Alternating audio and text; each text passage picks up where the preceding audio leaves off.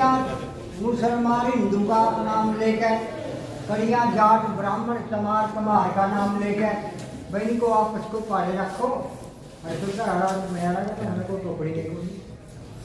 तो ये विधि बना रही है सरकार ने। मैं कोई राजनीतिक बात नहीं करूँगा, सामाजिक बात करूँगा। मैं गया था 20 तारीख को जब गांव के अंदर, वहाँ आपके जो बैठे थे हमारे भाई और उनको रवि बैठ का आया, उनकी कोई जिक्र नहीं किया मेरा। क्या इस किस्म की बात तो चल रही है।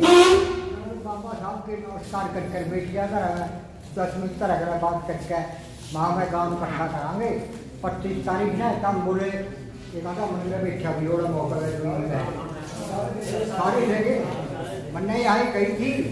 तो वहाँ बोले क्या क्या मुद्दल कराएगा इकट्ठा। माँ कोई सामाजिक बात मुद्दल कराएंगे, ना तो एक जाति की, ना एक धर्म की, ना एक गांव की, सारे हरियाणा की बात है। 25 तारीख से आई हो भाई, यह बात हो गया तो मैं चला गया। फिर मैं सरपंच के पास गया। मन ने मतलब जो ये मामला कल हुआ है, मैं अंतस्करण से बताया, मुझे कोई पता नहीं था इसके बात के बारे में। और मैं दावे से एक बात कहता हूँ, मैं नथुर आपड़ जिसने उजलिया गांव बसा था नहीं, उसका अंश हूँ। अगर मुझे आप पहले कहा देते या तो भीमराव अंबेडकर की वहाँ मूर्ति रहती या मैं रहता। ये मैं नहीं होने दूंगा, चाहे मुझे अपनी जान करवाने तक देनी पड़ती। भीमराव जी जो थे वो ये एक जाति के नहीं थे, ना वो एक धर्म के थे, वो तो सर्व जातीय थे। उन्होंने तो राजनीतिक अधिकार दिलवाए थे हम सबको। हम शूद्र में आते हैं, जाट भी शूद्र में। ये कुछ पाखंडी लोगों ने जब पाखंड रखे, श्रेष्ठ माना गया उसको। भाई ये कोई भी बुरा काम करे अच्छा करे, कोई इसकी मोड़े नहीं था।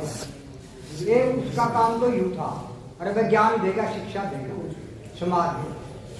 और दूसरा बना दिया एक क्षत्रिय, भाई ये प्रजा की रक्षा करेगा। और तीसरा बना दिया वैश्य। वैश्य का मतलब है वो खेती चारी करेगा, बिजनेस व्यापार करेगा। एक वो बना दिया वर्ण। और चौथा वर्ण बना दिया शूद्र का। शूद्र का क्या काम था, वह वो इन तीनों वर्णों की सेवा करेगा, साफ सफाई करेगा, उनका जो भी काम होगा इनकी सेवा करेगा। सेवा में आदमी जाट। तो जो हम जाट हैं, कम्हार हैं, सनार है, लोहार है, नाई है, धोबी है, तेली है, कुमार है, बाल्मीकि है, कोई भी दाहक है, हम सब शूद्र में हैं। शूद्र माने गए हमारे को। हम जाट शूद्र बने, वो भी मैं आपको कुछ थोड़ी बात बता देना चाहता हूँ। ये वो समाज बन गया, चलना शुरू हो गया समाज के अंदर। तो ब्राह्मण अनमानी करने लग गए। अनमानी का मतलब आप समझते हो, किसी की बहू बेटी ने कुछ कहते कुछ कर ले उसके साथ, वो राजा के पास जाए, राजा कहेंगे तो ब्राह्मण है, इसको कोई दोष नहीं है, ये सब कुछ करेगा, ये सब करेगा, इसको कोई दोष नहीं है, ना इसको कोई दंड है, ये सब करेगा, सब बनते रहेगा। तो वो जो शूद्र के लोग थे ना, उनमें चार, मान लो 4 बेटे हैं एक बाप के, तो एक बेटे के मन में आई बात, भाई सबके अलग अलग विचार होते हैं। एक बेटे का मन में आई बात, जो गलत काम करे, ब्राह्मण कुछ भी करे सारी तो सही, जो गलत बात हम सेवा तो करा, फिर ये गलत काम भी इसके लिए वो थोड़े है। और छोड़ के जंगल में चला गया, बोले लोग हम इंसान हम भाई हमारा बोले गाँव में नाम देवा भाई, वो कल्ला निकल कर बोले चला गया, वो जंगलों में रहने लग गया, उससे बन गया जाट। तो मैं भी जाट को मिलके में हूँ, अपना खून एक है। मुझे एक जना ने बताई, तो मैंने तो वीडियो देखी नहीं, बोला मैंने एक वीडियो देखी राम परमा के, मैं जो डेढ़ घूम में लग गया था।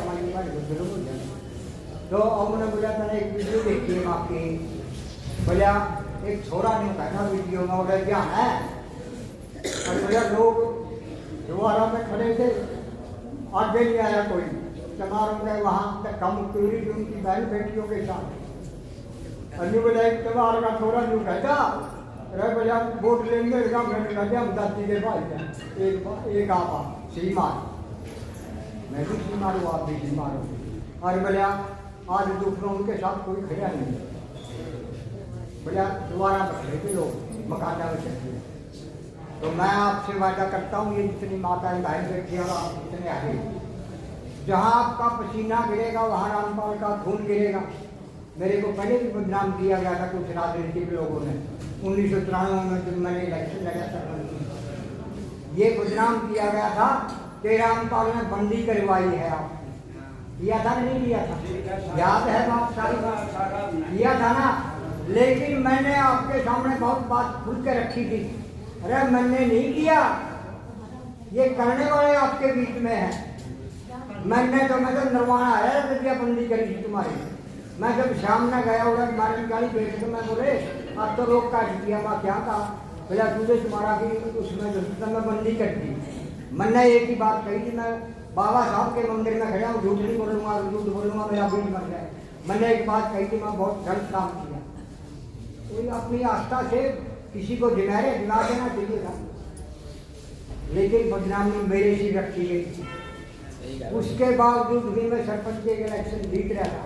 आप जैसे लोग मेरे साथ समझदार जो लोग थे, और लेकिन बगीची में रफेल करके तो मैंने आपको कह दिया जहाँ आपका पसीना गिरेगा वहाँ रामपाल का खून गिरेगा। ये बात ध्यान रखना, यही कारण आपके साथ आया हूँ और आपके साथ रहूँगा। बताना आपका काम है और फिर करना आपका मेरा काम।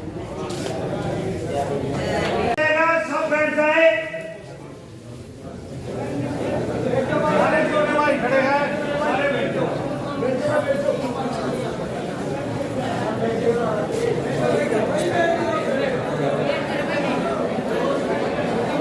आवाज नहीं आनी चाहिए।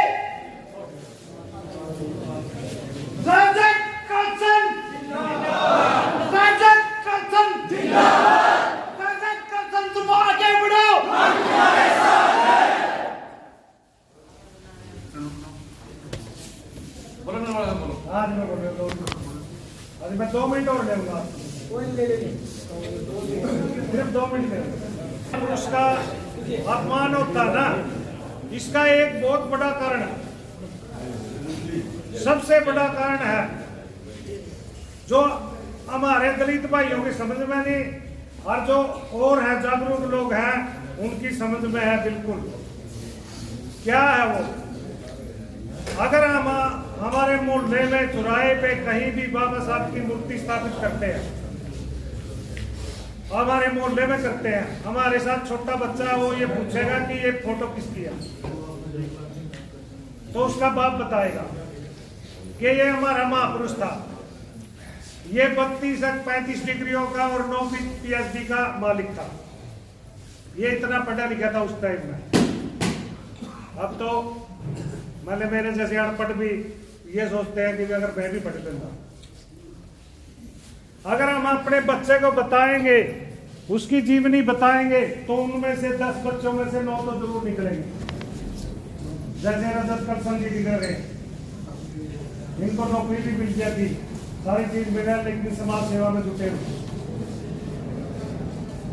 आज के टाइम में हरियाणा के अंदर इनसे बड़ा कोई भी समाज सेवी नहीं है, ना तो समाज सेवा के बारे में सोचता है। तो हमारे महापुरुष की तस्वीर, हमारे वाले को जागरूक लोग यही सोचते हैं कि जो ये सीरी था, इसका बाबू दिहाड़ी करा करता है, नौकरा करता है, बैठ के बालक भी नहीं हुए करा।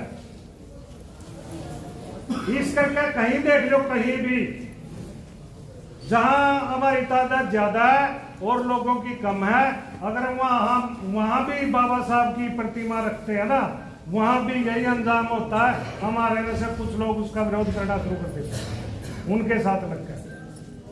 ये कारण है सबसे बड़ा। अब गांव के अंदर एसडीएम से यह भी पूछना है कि क्या यही अवैध कब्जा था और भी है। और जितने भी मामले संघर्ष करके आए हो, जितने इकट्ठे हो गए हो, डरने की कोई बात नहीं,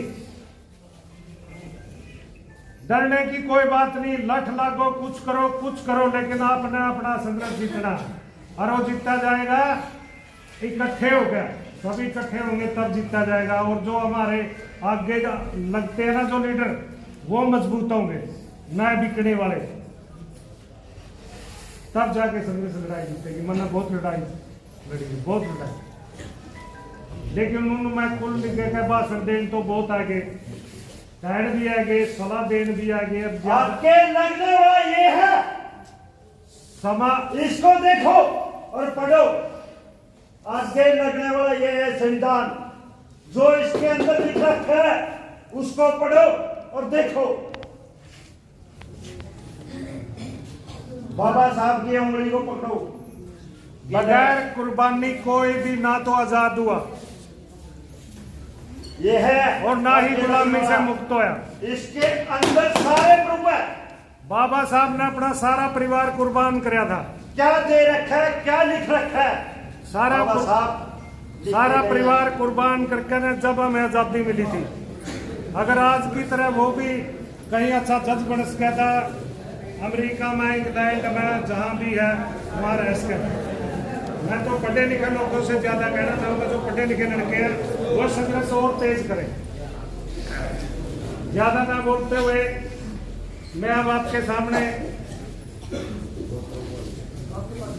ये हमारे डॉक्टर अम्बेडकर सभा के प्रधान हैं रणधीर जी, ये बोल रणधीर जी एक जैसा कल हम लोगों ने तय किया था कि आज हम यहाँ पे इकट्ठा होंगे और फिर जुलूस की शक्ल में वहां पे चलेंगे, तो जितने भी हमारे स्पीकर हैं, बोलने वाले हैं, हम लोगों को यहाँ पे नहीं बोलना, हम लोगों को वहां बोलना। वहां पे जो हमारा कार्यक्रम होगा, वहां पे जो हमारा धरना प्रदर्शन होगा, वहां पे सारा का सारा मीडिया भी होगा। हमारा खुद का मीडिया तो यहाँ पर है, वहां पर नरवाना का लोकल मीडिया होगा और वहां पर पुलिस, सीआईडी सब होगा। तो हम लोगों ने वहां पे जाके सारी की सारी अपने जो जितने भी हमारे वक्तागण है सारे के सारे वहां पे बोलेंगे। और मैं आपसे सब माफी भी चाहूंगा कि थोड़ा मैं लेट हो गया। लेट इसलिए हो गया क्योंकि फतेहाबाद में कोई हमारे समाज के ही, जिस तरह से आप लोगों के साथ हुआ है, इसी तरह से हमारे समाज के लोगों के खिलाफ मुकदमे दर्ज कर रखे थे झूठे, और 3-3, 4-4 महीनों से जेल में ठोक रखे थे। उनकी जमानत याचिका पे बहस थी फतेहाबाद में, तो उसमें फतेहाबाद में बहस करके और मैं सीधा वहां से आने में थोड़ा धुंध का रास्ता था, इसलिए लेट हो गया। बाकी किसी तरह की कोई परेशानी नहीं है। अब यहां से हम जुलूस के शक्ल में चलेंगे, और जुलूस में चलने का 1-2 प्रोटोकॉल होते हैं। एक तो हमको ट्रैफिक को रुकने नहीं देना है, मतलब ट्रैफिक को बाधित नहीं करना है। हमको दो लाइनें बनानी है, आगे आगे महिलाएं चलेंगी, और जितने भी मेरे युवा साथी हैं यहाँ पे, जितने भी युवा साथी हैं, उनकी जिम्मेदारी है कि भाई वो जो लाइन है वो बिल्कुल लाइन को, जो हमारा क्राउड है, जो हमारे लोग हैं, उसको बिल्कुल व्यवस्थित तरीके से चलने में हेल्प करेंगे। आप लोग वॉलंटियर हो और ट्रैफिक बिल्कुल भी जाम ना होने पाए, ठीक है। आप लोगों की जैसे ट्रैफिक पुलिस अपनी भूमिका निभाती है, इस तरह से आप लोगों ने अपनी भूमिका निभानी है, ठीक है। साथ में सरकार के विरोधी नारे, एसडीएम को सस्पेंड करो, एसडीएम को बर्खास्त करो, एसडीएम की यहां से ट्रांसफर करो, बाबा साहब की मूर्ति स्थापित करो, इन अधिकारियों के खिलाफ SC/ST एक्ट के तहत मुकदमे दर्ज करो, खट्टर मुर्दाबाद, दुष्यंत मुर्दाबाद और फलाना जितने भी ये है, इन सबके मुर्दाबाद के नारे लगाते हुए हम यहाँ से चलेंगे। तो ऑलरेडी काफी टाइम हो चुका है, मैं भी आप मेरी वजह से भी आप लोग कुछ लेट हो चुके हो, तो मुझे लगता है कि यहाँ से अब चलना चाहिए। और जो जिन युवा साथियों को मैंने कहा है भाई, वो 10-15 साथी आप ना एक वुमेन सीरीज बना के चलना।